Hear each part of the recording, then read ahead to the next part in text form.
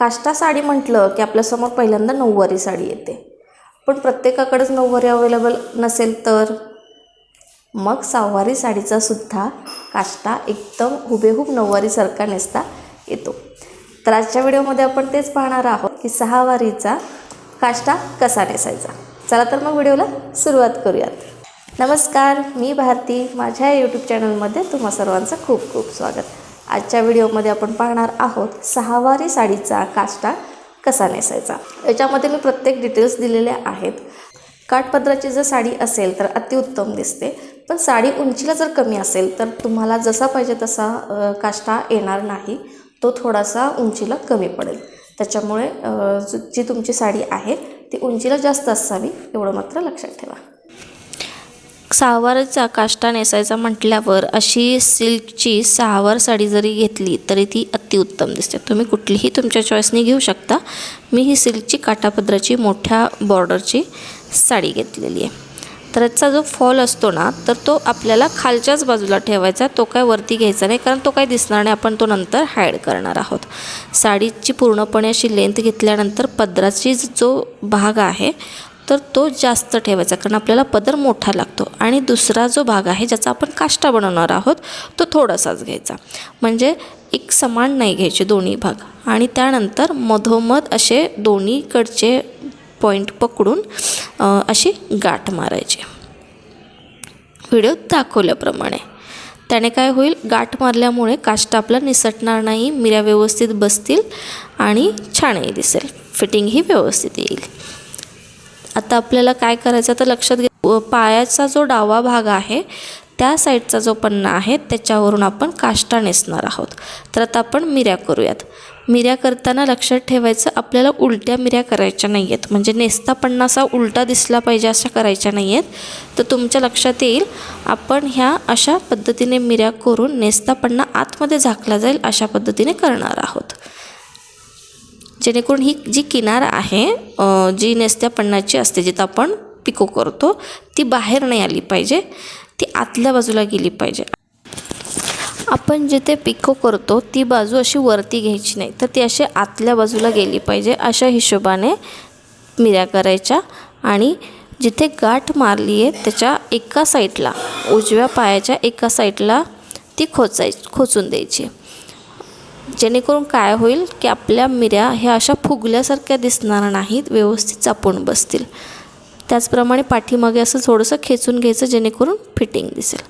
आता आपण एका साईडला पदराचा भाग केला आणि दुसऱ्या साईडला आपण काष्टाचा भाग केलेला, म्हणजे उजव्या पायावरती आपण पदराचा भाग घेतलेला आहे आणि डाव्या भागावरती आपण काष्टासाठी घेतलेला आहे।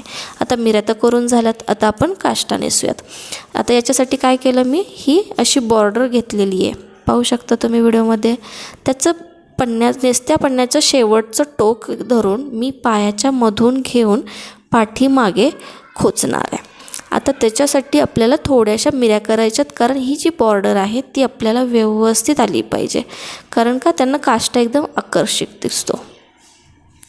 असं व्यवस्थित खेचून घ्यायचं टाईटमध्ये, जेणेकरून काष्टा एकदम व्यवस्थित येईल, पायात अडकणार नाही आणि व्यवस्थित त्याला घोळसुद्धा येईल। 2-3च मिऱ्या करायच्या आणि त्या किनारीला उचलून खोचून द्यायचं। जर तुम्हाला वाटत असेल की पाय पाठीमागचे उघडे राहत आहेत, तर तिथली अशी बाजू घेऊन, जी किनार आहे बाहेर आलेली ती घेऊन अशी तुम्ही पिनअप करू शकता। थोडासा घोळ कमी करायचा असेल तर पुढचा घोळ थोडासा मागे घ्यायचा आणि तो असा पिनअप करून द्यायचा, म्हणजे मांडीच्या बाजूला पिना लावायच्या आणि दोन्हीकडच्या पिना घेऊन, दोन्हीकडचे पॉईंट घेऊन साडीचे पिना लावू शकता।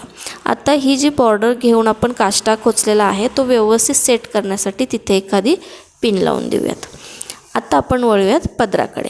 पदरासाठी थोडासा मोठाच भाग घ्यायचा, थोडासा मोठाच पन्ना काढायचा, जेणेकरून पदर आपला छान टाचेपर्यंत येईल। आता मला थोडासाच काढायचा होता, त्याच्यामुळे मी थोडाच घेतलेला आहे। आता तोही तसाच घ्यायचा। काय केलं, मी उजव्या साईडला मी भाग घेतलेला, तर त्याचा पूर्णपणे किनारीची वरची बॉर्डर पाठीमागून पुढे आणलेली आहे आणि त्याचा जो खाली लोळता भाग आहे तो असा खोचलेला आहे। त्यानंतर मग मी आता पिनअप करणार आहे। बॉर्डर व्यवस्थित अशी घेऊन खांद्यावरती मी अलगद पिन लावणार आहे. लक्षात ठेवायचं आपल्याला तिरका पदर घ्यायचा आहे. मिऱ्या ज्या करायच्यात, प्लीट्सच्या पाडायच्यात आपल्याला पदराच्या, त्या अशा तिरक्या आल्या पाहिजेत. व्हिडिओत दाखवल्याप्रमाणे बघू शकता काष्टा एकदम व्यवस्थित आलेला आहे. आता आपण पदराच्या प्लीट्स पाडूयात. एकदम तिरकं गेलं पाहिजे, जेणेकरून खाली टाचेच्या वर जाणार नाही आणि काष्टा व्यवस्थित राहील. काष्टा या साडीचा जो प्रकार आहे तर त्याच्यामध्ये पदर हा तिरकाच येतो. गोल साडीसारखा किंवा नॉर्मल साडीसारखा तो एकसारख्या प्लीट्स पदराच्या पडत नाहीत.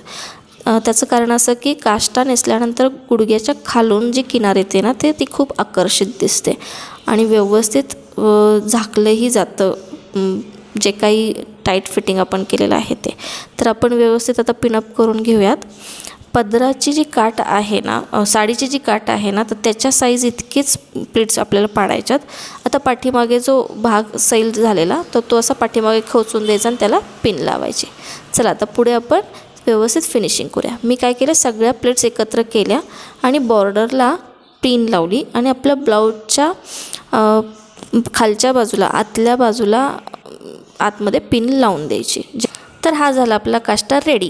काष्टा तयार झाला आहे. पण पाठीमागची बाजू जर का तुमची ओपन राहत असेल, लेगिन्स दिसत असेल, तर तिथं तुम्ही तुमच्या अंदाजाने पिनअप करू शकता. हा शेवटी अंदाजाचा भाग आहे, त्याच्यामुळे मी तुम्हाला ते दाखवलेलं नाही आहे. तर तो 2 किनारी घेऊन तुम्ही आतमध्ये साईडला टाकून पिनअप करू शकता. तर हा झाला तयार आपला 6 वारीचा काष्टा.